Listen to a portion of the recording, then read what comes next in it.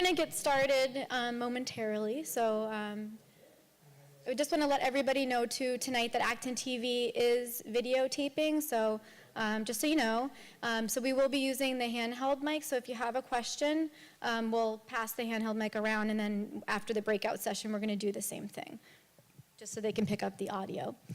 So thank you again so much for coming out tonight. I'm Kristen Guichard, and I'm here co-hosting with my colleagues from the Planning Department and Natural Resource Department. Planning Director Roland Bartle, Robert Hummel, Corinne Losch is here interning with us at the Natural Resource Department. Director Tom Tidman, Bettina Abe, and Fran Portante. And Selby is here from the Land Use and Economic Development Director. And I just wanted to also mention that we have Planning Board members and Conservation Commission members here in the audience, so if you could just wave and let everybody know where you are. Yeah, I mentioned them just because they've kind of helped us work along with this particular process. We also have other committee and board members here too, and so we're very appreciative of everybody that's here tonight. We're going to start off the night with two presentations. I'm going to present first about the different types of residential development that occur here in Acton. We're going to talk about the difference between a cluster development and a standard subdivision, and a little bit about the parameters of state law that govern residential development. So what we can and can't do, and then also some of the tools that we can use to preserve our open space. I'm going to pause after the presentation for questions, and then Tom Tidman is going to talk about our natural resources here in Acton. And he'll also pause after his presentation for questions. Then we're going to break out into tables, and we ask that the Planning Board members and Conservation Commission members try to disperse yourselves evenly amongst the groups. And Robert Hummel is going to give an overview of what the breakout session is about. So in each table, you're going to get to play the developer role and use the open space design process to develop a piece of land, a hypothetical parcel. It's a perfect rectangle, nothing that we typically see here, but that's what you'll get to do. And then we're going to reconvene and report back so we can learn from one another. And we're going to ask a final question at the end of the night. And what we're really hoping for tonight, and our goal, is to get feedback from you. So during the breakout session, if you have something that you want to share, there will be a facilitator at each table, so please let them know, and we'll help you along, through the facilitation process, but we're also looking for your feedback. So thank you again. And we'll get right into it. So the reason we're here tonight is because the Acton 2020 Comprehensive Community Plan, or the town's master plan, directs us to preserve and enhance town character, and to do so by using zoning to protect open space parcels. So the State Zoning Enabling Act, Chapter 40A, allows municipalities to adopt zoning bylaws, which regulate the different types of land uses and dimensional regulations for the development of land. And we can use this tool to protect open space. So I know there are members of you here that are from the town and that have worked really, really hard at protecting open space for many years and have protected a lot in town. And do so through using Community Preservation Act funds as one method. But that is a limited funding source. And so we need to look at how we are going to grow into the future and how we can use zoning to help us protect open space. The master plan also directs us to ensure environmental sustainability, and to do that by moving towards land use patterns that protect our resources, our natural resources, our historic resources, and our recreational resources. And the state has a subdivision control law, and the subdivision control law requires municipalities to adopt rules and regulations for the design of subdivisions. So we can use this tool to guide how we want future subdivisions to be designed. The two most typical types of residential developments that we see here in Acton are the conventional subdivision and the Planned Conservation Residential Community, or PCRC. The conventional subdivision is over here on the left side of the screen. And this type of development is where a new street or roadway is created off of an existing street. And it's a carving up of 2 or more lots. So a new street is created, and individual lots are carved up off of that street, and each lot or parcel gets 1 house. The other type of common residential development is the PCRC, or Planned Conservation Residential Community. This is a cluster development. So in this particular type of design, the same number of dwelling units that would normally be allowed in a standard subdivision or conventional subdivision are clustered closer together in one area of the overall tract of land, and open space is preserved in the remaining land. So 2 very different ways to develop a residential development. One preserves open space, the other one carves up the land. Now, standard subdivisions are allowed by right, and this is through state law.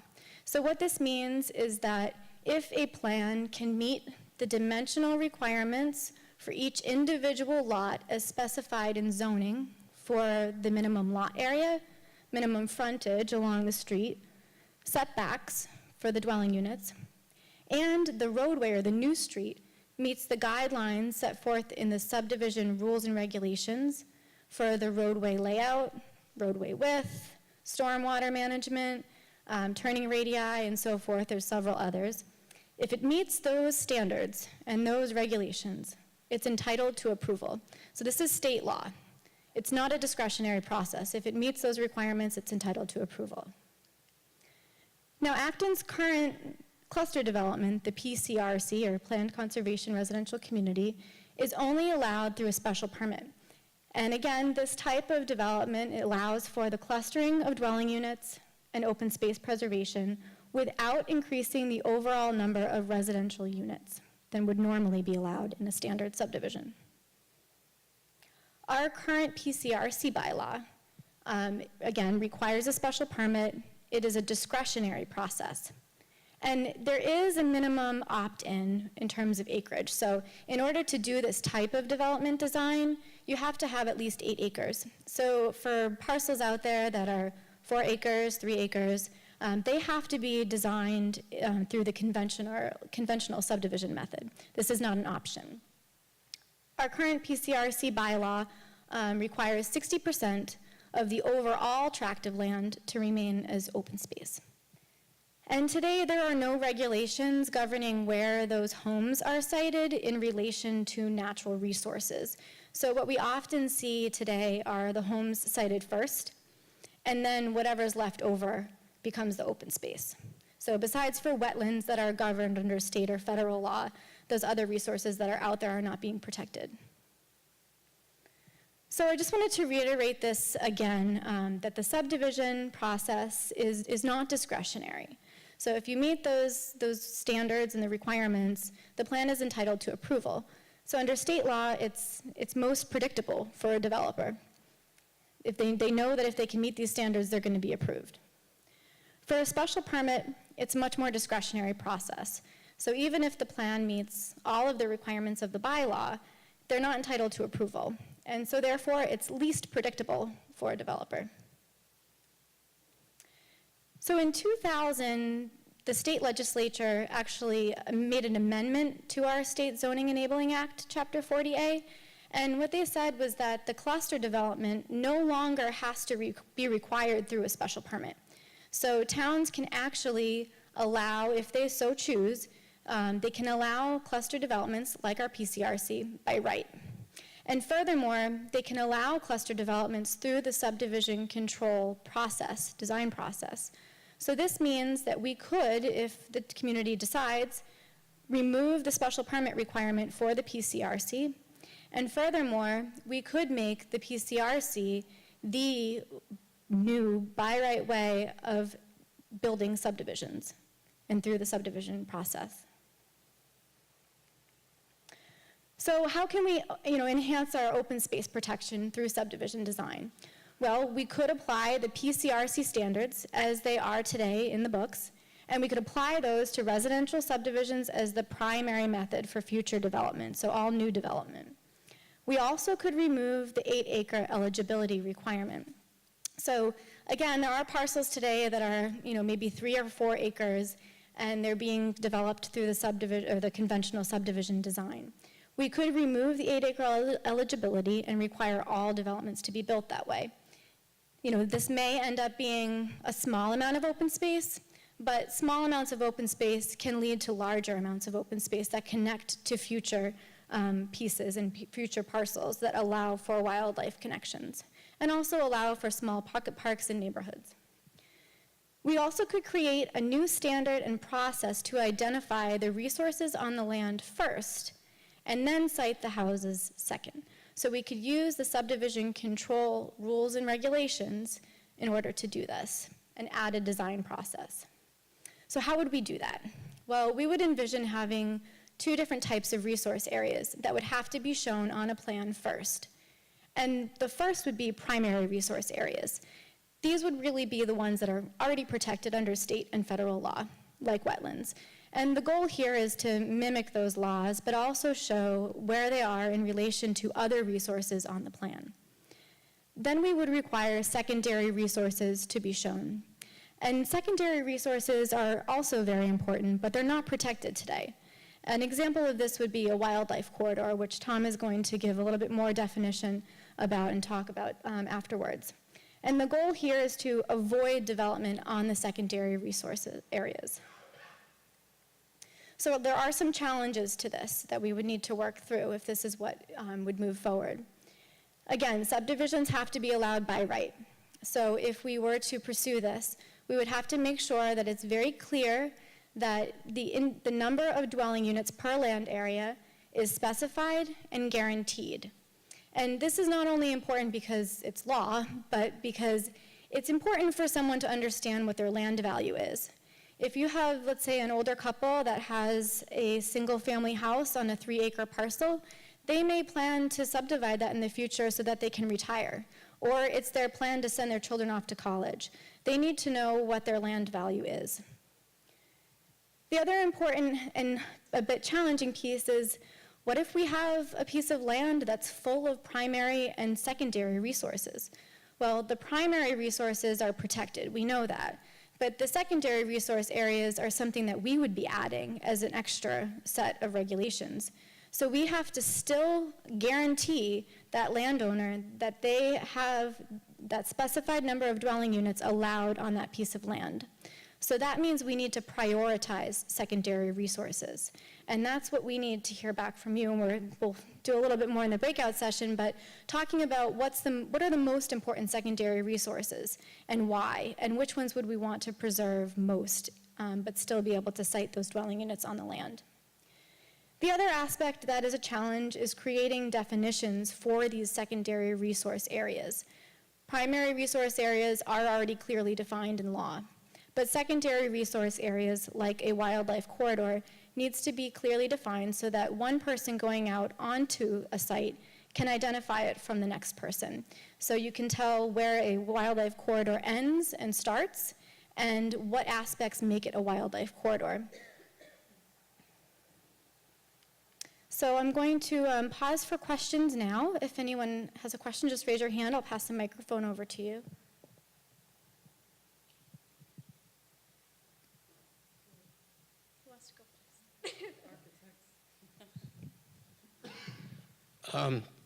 Typically when people show subdivisions, they show them as a cul-de-sac dead end. But one of the other methods for sort of limiting them or altering them is to ban cul-de-sacs. And there are towns in Massachusetts that have banned cul-de-sacs. And in fact, the state of Virginia banned them throughout the entire state.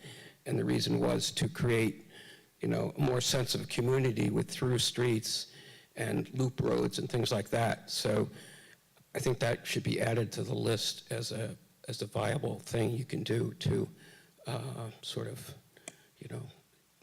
as another way of protecting things. So.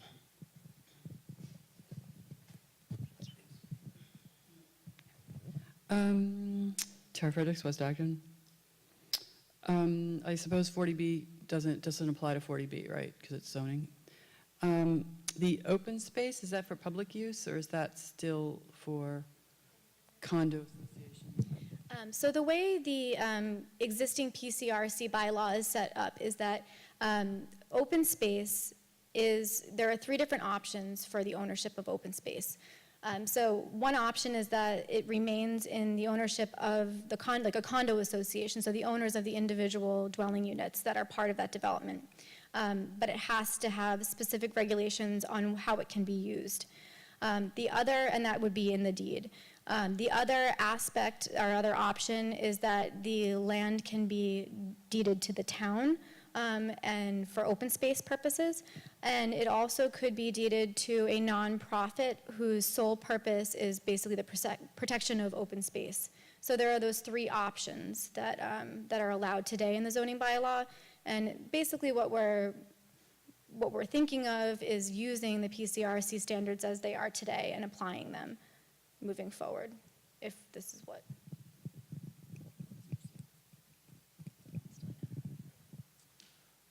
Hi, Jim Snyder Grant. With some kinds of zoning changes, there are these really long periods of time where developers can use the current laws if they like them better than the new laws. And would that apply to this kind of a change or not?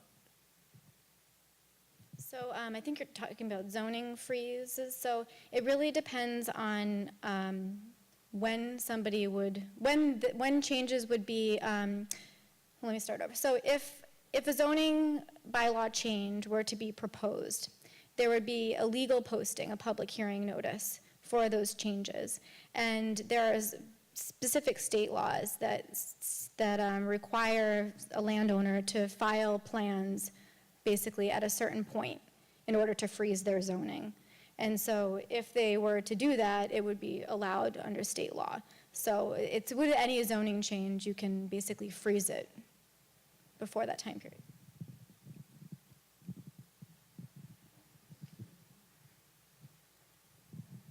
You said that one option would be to use the existing PCRC and make them by right. Would that include the 8-acre requirement? If so, I wondered if you've done an inventory to calculate how many 8-acre parcels there might be in the town. It's a very good question. The 8-acre question we'll have to get back to you on.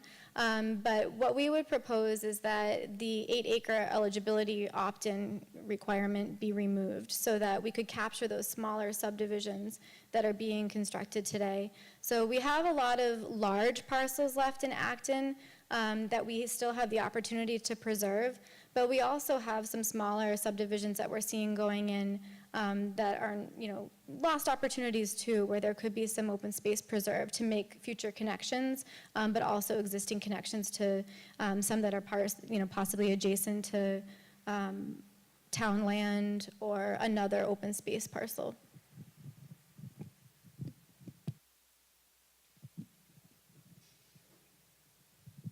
So who would do the design and the choosing of the prioritization of the resources?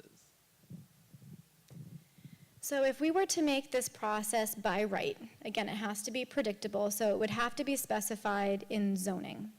And in order to make those prioritization decisions for the secondary resource areas, that's one of the things we're looking to you for information on tonight.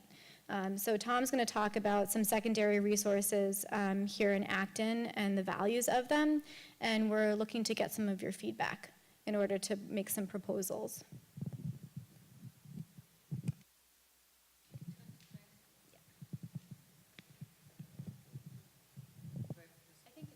Okay. So Holly Ben Joseph. So the 2 different ways of doing the developments would be equally easy, is what you're saying, if the changes made to make the cluster developments by right? And what would prompt developers to choose that method rather than standard subdivisions? I mean, is there going to be a carrot there to do a cluster subdivision? You're kind of giving away our last final question, but I'll give you a bit of a clue. But we have 3 different scenarios, and we're going to ask you at the end of the night what you would choose. So there are different ways that we could look at moving forward. We could look at basically flipping the paradigm, making the PCRC the by right method, and then making the conventional subdivision a special permit. Or we could basically remove the conventional subdivision option altogether. So we're going to ask for your feedback on that later tonight. So I'm going to turn it over to Tom now, just because the clock just struck, and I think we're moving right along. So thank you, everyone. Thank you, Kristen. It's an interesting situation. A lot of the times the scientists, the biologists in the room are the last people to see a plan. So too often we see the plan after the planners have completely carved the property up. So any old corridors, any wildlife habitat that we would have looked at as secondary habitat is often gone. So this is kind of an interesting way of looking at things. So when I say to a planner, oh my God, that's beautiful bank swallow habitat. We should protect that for nesting. I won't have them looking at me like, what's he talking about? And it's actually still really relevant, because just in our last open space and recreation plan, the top 10 parcels represent more than 500 acres of still available property. We've cited more than 1,300 acres of land that's still open space that could be protected. So there's still a lot of land in Acton that has super value for wildlife. Wildlife corridors can look like that. They can look like a goldenrod meadow. In fact, the first time I ever saw a wood turtle, which are quite rare, was in a meadow just like that, working its way through feeding in a meadow. So habitat can come in a lot of forms, and secondary habitats are super significant that we need to look a little bit more closely at. We're defining them as 50 feet wide minimum, so a 50-foot wide corridor leading from a primary habitat, possibly a vernal pool or a wetlands, into some other secondary habitat. And for certain types of snakes, if you're into snakes, this ledge outcropping habitat is extremely important, and not fragmenting it from wetlands habitat is rather critical. Ribbon snakes will spend the summer in a habitat like this, but they'll actually breed in wetlands. So keeping these without being fragmented is significant. This is a ledge outcropping in North Acton that it's on conservation land, so it has good protection. This one. This is the one that all of the birders in the room will say, this is where you go to see everything. It's from meadow edge into transition into forest. So it's that sort of rough meadow edge. It's also the place where 5,000 square foot houses get placed in Acton along the edges. So we would look at these. These would be considered a secondary habitat, our secondary resource area that we might be able to cite as a corridor or as something that we could protect. And again, the beauty is that at the very front end of the subdivision design, we'd be involved. The scientists would be involved instead of at the end when it's all cut up. Another really important piece of habitat in eastern Massachusetts, or anywhere, is mixed hardwood forest. Much of Acton has 80 to 100-year-old forest, again now, so significant, pretty diverse. This is in the Arboretum, so we've introduced a lot of native wildflowers back into the habitat. But for a lot of species, that's critical habitat with a canopy, kind of that mid-story habitat and forest floor. And it's also where a lot of amphibians live most of their lives. Pretty much all the species that breed in vernal pools, any of the salamanders and wood frogs as well, only breed in the vernal pools. They spend the rest of their life history in a forest just like this. So you can protect all the vernal pools in the world you want, but if you don't protect their habitat for their adult life, then you're really not protecting anything of significance. Another one, a little more loosely controlled, probably under the secondary resource areas, would be stone walls.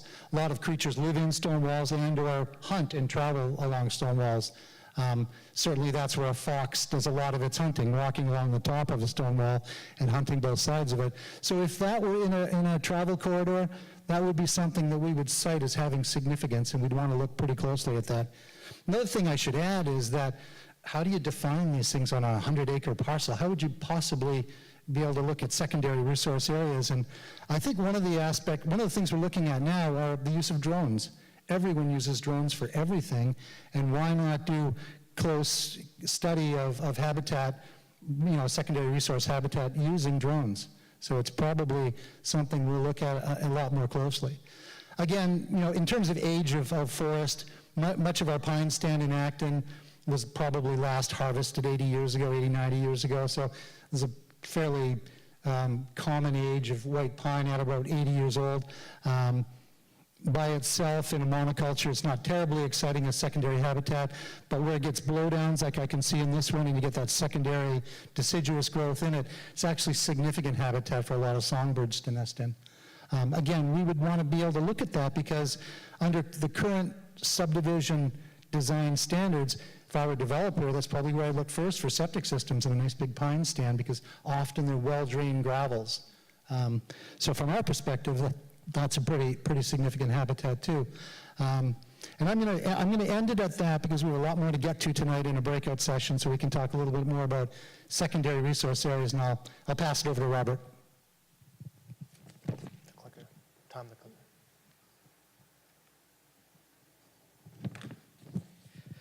Thank you, Tom. So we're going to break it up into 5 tables. There's about 25 of us. Each table is going to have a facilitator. Raise your hand if you're going to be assisting today. Thank you. So your team has been hired by a developer to create a residential subdivision plan. Each table will have a plan showing a parcel or piece of land, and there's 2 different versions on different tables. Using the conservation subdivision design process, you will first identify the primary resources on the land, and then you will identify the secondary resources. And there'll be a list of the secondary resources, and as you work through the process, you will be ranking them. In this scenario, the zoning allows for 5 dwelling units, and each table will be given 5 dwelling units, which it is typical 3 to 4 bedroom house. So they look about like this, little sticky notes. Each group is going to locate the 5 dwelling units, and then you're going to draw the new streets. The setbacks that you need to know in this case are 20 feet for the roadway, 10 feet from any property line, and 10 feet and 20 feet for the setback from any other buildings. Don't worry about drawing the lot lines. Just think about where the home should be and the road should be drawn. As you work through the process, you will run into a situation, or you may not run into a situation, where you will need to locate some dwelling units in the secondary resource areas. In this case, you have to decide which secondary resource areas are most important to your group. We'll give you about 30 minutes. After 30 minutes, we will reconvene, and then we'll discuss our findings. Hopefully, you guys have some different thoughts that we can kind of put together and come up with a good scenario. For the planning board members and the conservation commission members, please, if you can break into different groups, that would be helpful. Thank you.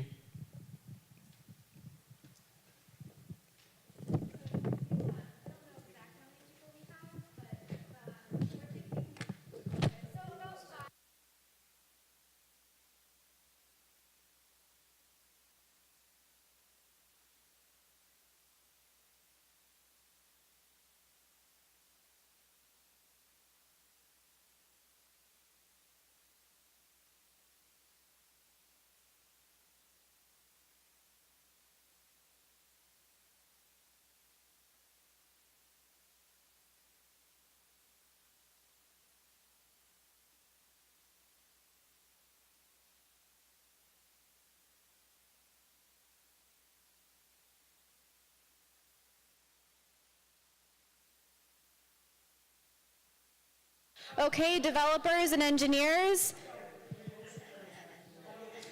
our naturalists out there, our groups of wonderful developers.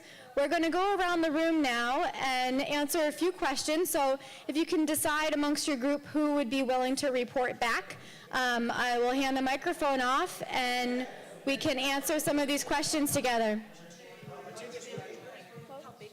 Bettina's ready. Okay. All right, everyone. We're gonna go around the room now, and ActonTV will be listening to the microphone again, just so you know. Here you go, Bettina. What did we name our subdivision? Turtle. That's boring. Okay. Okay, write that on there. Oh, Vernal Woods. I like that. Vernal Woods. Vernal Woods. Okay, I'd like to introduce you to Vernal Woods. And you have to hold up our subdivision. This is Vernal Woods. And we had some comments, questions, and the things that we prioritized. So one comment was, in reality, the houses would be proportionally much bigger. So this exercise is a little bit too easy to cite the houses. Andy did some calcs, and it looks like our little squares, in reality, would be bigger. So it would be harder in real life. And then we had some people asking themselves, would I be okay having a smaller lot? Maybe, yeah, it would be easier to maintain. Maybe no, I kind of like my yard. So that's something that people were asking themselves. And then a big concern is a risk of zoning change in the future. So here we have this beautiful piece of protected open space, but what happens if something changes and they carve up our protected open space and make another subdivision out of it? So we'd want to be sure to avoid that risk. And then one comment was natural habitat changes all the time. Would that affect the process? So for example, like our wetlands, you never know. Sometimes things change and it could become a wider wetlands, or forest, you could have a forest fire and it becomes a meadow or something like that. And then it looks like our group's values and priorities were the wetlands, the setbacks, and they made them even greater. They really wanted to get, far away from the wetlands setbacks even further. And using the local bylaw standards, yeah. And then they prioritized hardwood next, hardwood forest next, and the edge habitat that comes with that. And then the archaeological area last. And we cut into the pine stand a wee bit. And I could answer one question that having meadows look as meadows requires a tremendous amount of work. And we spend a lot of time and energy making meadows look like meadows. It's not magic. It's a lot of work every year. So there would be management. yeah, even if it's a wet meadow now, it could eventually transform into a red maple swamp and then eventually a mixed hardwood forest. Oops, number 4 should be pine. They prioritize that a little bit lower than the hardwood. Yeah. And then there was general concerns about encroachment. How would you make sure that the neighbors, the abutters, didn't encroach into the common area, like mow their area a bit larger or dump their yard clippings sort of thing, or plant their vegetable garden into the common area. Concerns about fitting a common leach field and making sure that the land perked where you wanted to put your houses, and who writes the easement or the open space protection language to make sure that this concern and this concern are taken into consideration. Did you want us to answer those questions? What did our group struggle with most? I don't know. We didn't struggle. We finished early because we basically blotted out most of the land, and then we struggled with trying to put the little tiny red houses where they go. But did anybody in our group recall that we struggled with something? Well, we were worried that our neighbor might expand their yard, and how do we protect that open space we fought so hard to get? That was, yeah, but as far as setting up what we did, that wasn't a struggle. And then based on our group's design, how does it affect the existing neighbors?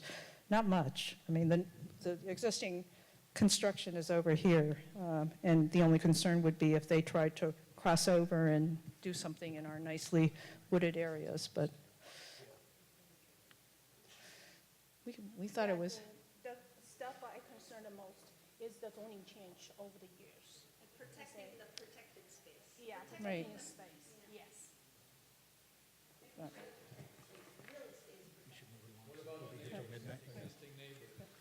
We don't think that they would mind because plus it is pretty close to the road. Can someone help me hold this up? So in this property, we had, for primary resources, we had some wetlands on the top and some wetlands down in the lower right. Everything else was secondary resources. So we colored in our pine stand, our hardwood forest. We're right next to some town-owned conservation land, so we drew in this corridor next to the conservation land. And then we realized we have this definition about corridors that are around any change between habitat type. So we have these 50-foot corridors around the pine stand, 50 feet around the hardwood forest, and suddenly this whole part of the site looked filled with secondary resources that we wanted to protect. We tried to read through the definition of the wildlife corridor, and we weren't sure if it really counted between hardwood forest and wetland. We thought it seemed to just apply to vernal pools, but we decided, no, there's probably all sorts of wildlife going on in here. So we ended up with the houses down here in the corner. Let's see. So in terms of prioritizing the secondary resource areas, we prioritized the conservation land and the edges highly, and the wildlife corridors highly as well. We sort of had wildlife corridor and edges sort of as important aspects. The actual wood stands, I'd say, were probably prioritized slightly less, although we ended up protecting them all. What was the lowest level of protection for us in terms of the secondary resources was the meadow, but I think that was because there was so much of it in our site that we felt like we could use some of it for houses and still preserve a lot of it. So we ended up, the other thing we decided was that it was okay, if we ended up with the houses over here, we're going to be having to make some holes in these existing stone walls, which made us sad, but we were okay with that. The notion came up also that we could potentially require that the stone wall pieces that were removed from here are used to finish the broken up stone wall along the existing street. So there might be some movement of stone wall to preserve it. Oh, and that's right. So stone walls was somewhere in there, but yeah, not super high, but above the meadow. What else? So we realized once we got this is north, so we recognized that we wanted to have all these houses having fine solar orientation to the south. We figured that would be a great sales feature, that it would increase the value of the houses a lot. What else? Neighbors. So all of our houses are, the only neighbors we saw here were over here on the left-hand side of this. So we did imagine that the neighbors would show up to the hearing and say, oh, we used to look out over this lovely meadow and now you're going to make us look out over houses, and we were going to say, oh, but this is by right, so go away. But Jim, I think early on, before the realization that this might happen, the reaction from the neighbors might come was, because there are already houses there, this is already a likely more disturbed area, and therefore you're least disruptive to the natural environment if you add more houses there, as opposed to jumping to the next side over. So it was only after that we thought of, well, the neighbors might have a different feeling about that. Yeah. What else can I say about this? What did our group struggle with the most? Let's see, partly that we were hired as developers, but we saw ourselves as basically the resource protection force. So it's not clear to me that we really did our job of maximizing the developers' profits and using up. We're allowed to use up 40% of this open space. We used only about 20% of it. But we didn't struggle with that too much. We said, this is what we want to do, so we're going to do it. We'll sell this as, lovely warm housing where you can see your neighbors, you're close to your neighbors. That's a good thing. It's not a bad thing. Yeah, exactly. Based on your group's design plan, how does it affect the existing neighbors? Well, they might be upset, or they might be really happy that these friendly people are moving in next door with these cool houses close to each other. They're probably going to invite them to really great parties. Yeah.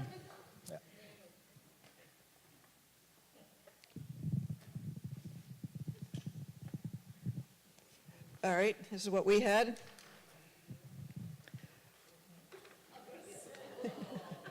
I got to see it so I know what I'm talking about. So the primary resource we had were the wetlands over in blue. So we pretty much stayed away from theirs. The most important thing we found was probably the vernal pool and the connections it had to the hardwood forest in the back. So we pretty much just avoided the hardwood forest. I think this would have been a lot tougher if the location of the hardwood forest and the pine stand was flipped.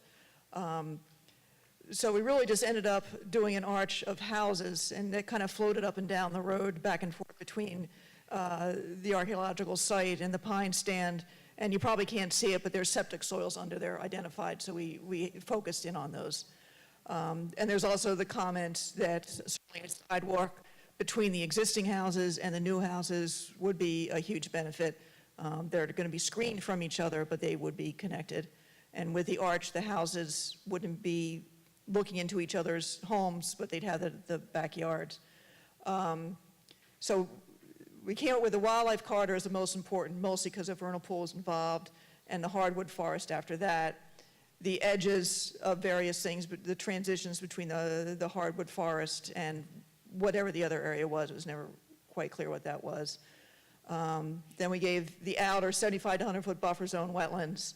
And then we went back and forth between whether the pine stand and the potential archaeological site was of least concern. Struggled a bit with the archaeological because that was a very wide look across the town of so that may or may not actually be a sensitive area. So if it was really sensitive, we might shove away from it. If someone did a study and there's nothing there, then you might shove in closer to it. I think those are the base ones. Anybody else got, did I miss anything? That was it in a nutshell.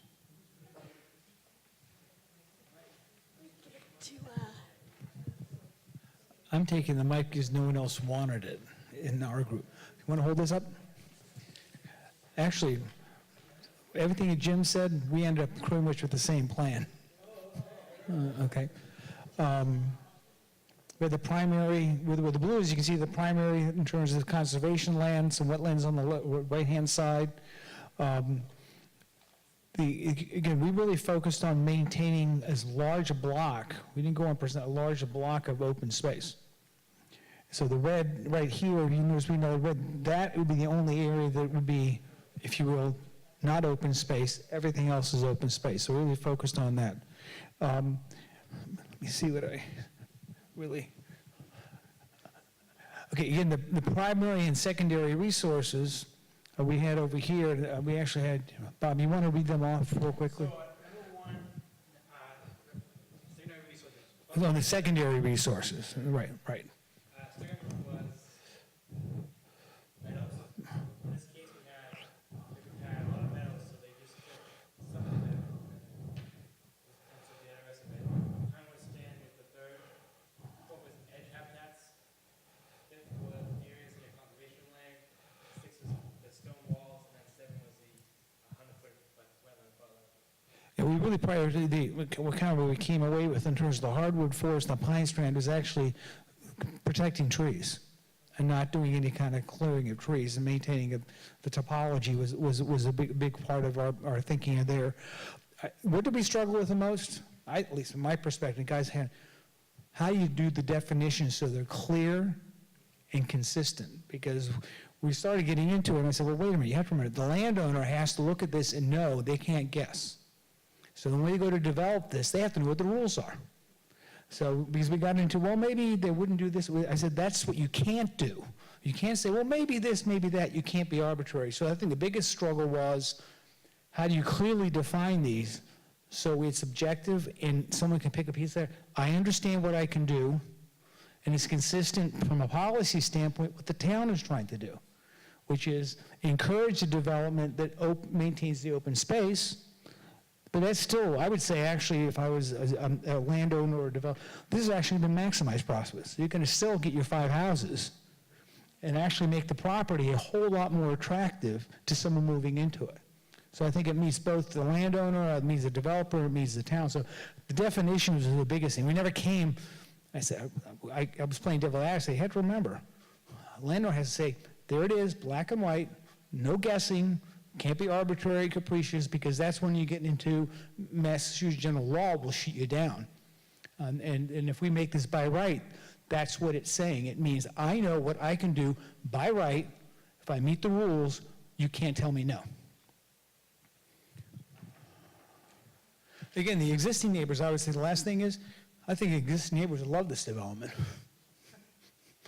As opposed to an expansion of what they already have, it's actually something that's designed much nicer. I think it would be much more attractive, I think, to the neighbors and to the town.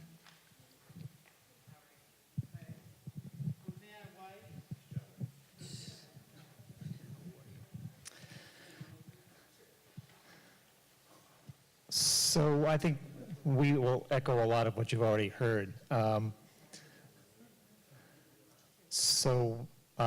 We took a look at the primary resource being the wetlands. That was very obvious, and then the woodlands, and the site was fairly straightforward from us from a standpoint of saving both the hardwood, which was our primary secondary, and then the pine forest, pine stand, which was and the historic artifacts. So we were, right. So for the most part, we placed our houses in what was left over. And then what we've introduced is a loop road as opposed to a cul-de-sac, because we'd like to connect the neighborhood to the street that is already in place there. One of the elements that we kind of debated for a while, and I think the first group pointed this out, is the scale of these houses was quite small. So we doubled the size, but even that is still quite small. The reality is a lot of the market rate houses in this town are 4,000 square foot houses, which are probably twice as big as what we drew. And so one of our thoughts that should be given consideration if we were to go down this path is that the zoning can't be simply a certain setback. I think you have to think about the scale of the houses being developed versus how much space between those houses, because it doesn't look natural to have 5,000 square foot houses 20 feet apart. And I think as much as we're focused here on natural resources, New England is all about historic settings with a lot of houses spread apart. But those houses were typically much smaller scale. Or if they were big farmhouses and a barn, they were separated by many, many acres. Now we have people building these kinds of houses because everyone wants one, and they're 20 and 30 feet apart from each other. It doesn't look like New England. So you have to take this into consideration when you're thinking about how to framework the zoning for these kinds of cluster developments. Our opinion is that the larger the house, you have to have some kind of gradation of setback between them. And there's a ratio of some to be worked through there. Another aspect that we think the town needs to think about this a little more globally and not lot by lot, parcel by parcel, if you will. So in other words, we've done a good job, we think, of salvaging what's important on our site, but what about the next site over and the next site over? And it could be done very piecemeal and not be very successful in the long run, and it would make sense for the town to do an overall survey of corridors and primary wood, hardwood forests, et cetera, all these secondary elements that we're all salvaging per site, to sort of establish what are the town priorities throughout the town, because it might turn out that we might want to sacrifice a portion of what we think is an important secondary element, because maybe it's more important that we connect with the neighboring properties in the future if that's developed.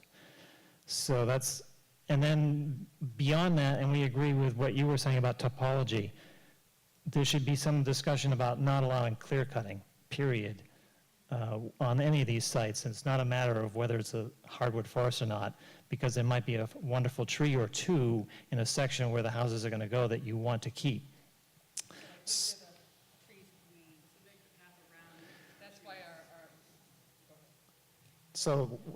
we ran a meandering road because we just want to highlight, we took a walk on the site and we found the better trees and we want to keep them as opposed to letting them all come down. So we might have a little more pavement, but we have a much more mature set of trees as the backdrop. Thank you all very much for your feedback and your comments. And I have to say, when we all looked around at them, Roland and I were just talking that so many of them ended up looking somewhat similar. which we didn't expect.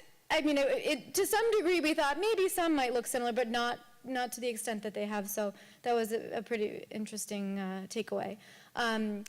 Just so you do know, in the current PCRC bylaw, there is a relationship between the size of the dwelling unit and the setback requirements between them.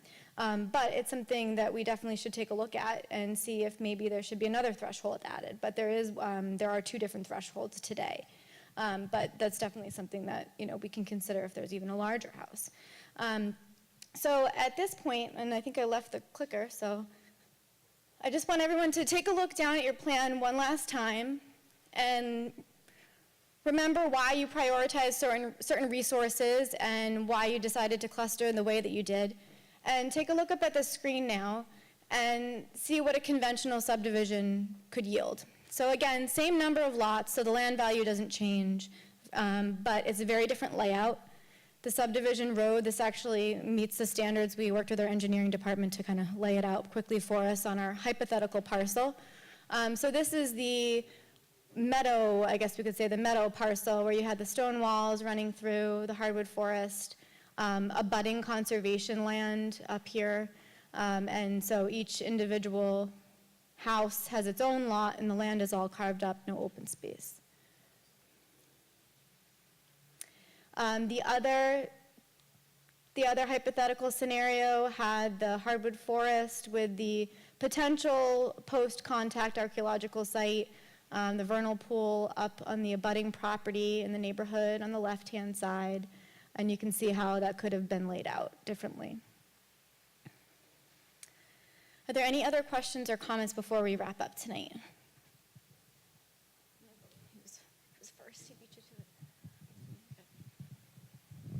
I just wanted to put a little plug for the Acton Open Space and Recreation Plan. You mentioned the 2020 plan, but the Acton Open Space and Recreation Plan has a lot of information in terms of corridors, in terms of all the public open spaces that exist and the public and the spaces that are available.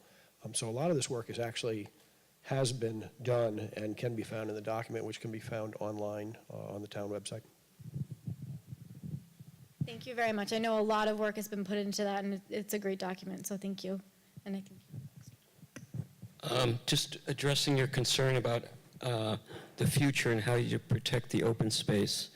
There's a lot of people in this audience who know a lot more about it than I do, but couldn't you put a conservation restriction on the open space as part of this bylaw? Make it mandatory? so that is a very good question. So under state law, if this bylaw would become by right to develop in this particular way, and in any situation, frankly, if you're requiring open space to be part of a development plan, someone's private land, they own this land, you can't put a conservation restriction on it without them offering to do so, because it would be considered a taking. So under law, we can't require that. But what we can require, and what the PCRC requires today, is that there are specific uses defined in zoning that can occur on that land. And that is actually recorded as part of the deed of that land. So it very clearly defines, you can use it for passive recreation. In certain circumstances, you may be able to use it for agriculture. So Half Moon Hill is a very good example of that. They have some open space parcels. They have a couple different ones, and they wanted to add a chicken coop. And so in order to do that, they had to come back to the planning board, because that was one specific type of use that could be allowed if it were specifically defined, because it was some type of farming, and so that was allowed. So, but it would be basically, it's not a conservation restriction, but it provides you that guarantee because it's a deed.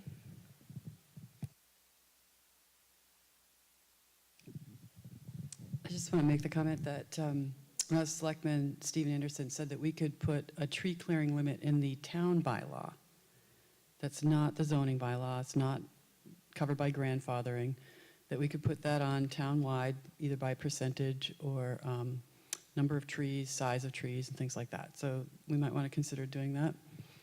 It's a heck of a lot easier. I think it's only a 50% vote, 51% vote. Thank you. Oh, do you mind if I go to Jim? Or is it about this comment? Oh, okay. So I've worked in a few towns Newton, for instance, that do have no clear-cut bylaws. And the procedure is you have to go to the site with the tree warden and usually the landscape architect, and you end up tagging, in some cases, hundreds of trees, and they decide tree by tree what to do. And it's a bit, it seems like a lot of work, but it's been quite successful in some towns, so, and it exists already, so we should really look at that. Thank you. I had a question, reflecting on the kind of thinking we were doing here. It seemed like there were sometimes directions we wanted to push the development in, and I know that we can't, this can't be a matter of sort of discretion or, sort of a board deciding what's okay or not, because this would be a by right law. But is there, under the state law that would enable this change in the PCRC, is there still the ability to have carrots, or like you cluster your stuff even more and we'll give you something magical that you want as a developer? So that's really when you start getting into the special permit realm. But what you could do is you could allow for this process by right, and then you could add another layer to opt into another type of special permit option that's discretionary, where you can kind of give and take a little bit back and forth with the board.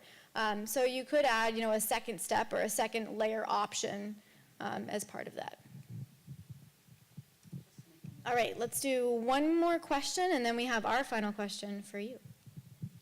I was looking at the whole tree clearing thing once. Concord's actually got a study committee on this, but somebody mentioned that the developer has to spend more money to clear cut and do a regular subdivision in terms of paving and other types of infrastructure.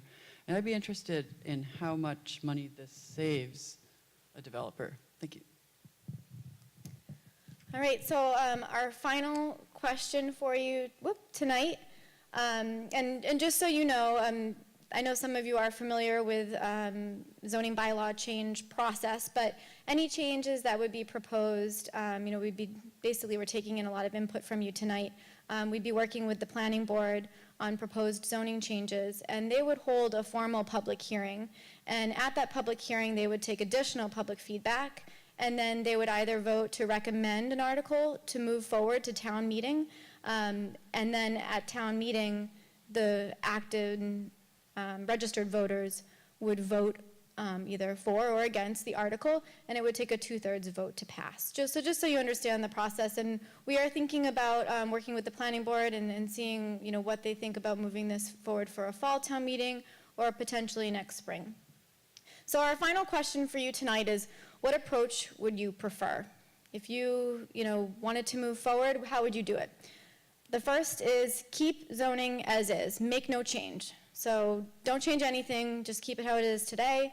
The cluster development that we have, our PCRC, requires a special permit, and conventional subdivisions are allowed by right.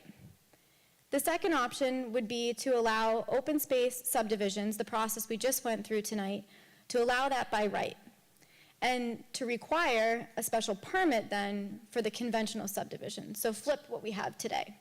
So the cluster developments would be the only by right method, and we would use all of the dimensional standards of our existing PCRC bylaw.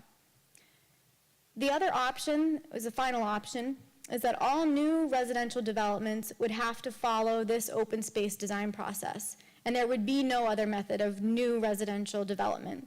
So any new residential developments that would occur would have to use this cluster development method and the existing dimensional standards of the PCRC. So there would still be existing subdivisions out there that follow the old design standards, but anything new would have to comply with this. So on your way out tonight, you're going to get one sticky dot, and you're going to get to decide which option you would choose. So on the outside of the wall, there'll be 3 different options for you. So thank you so much again tonight. We really appreciate everyone for being here, and thank you.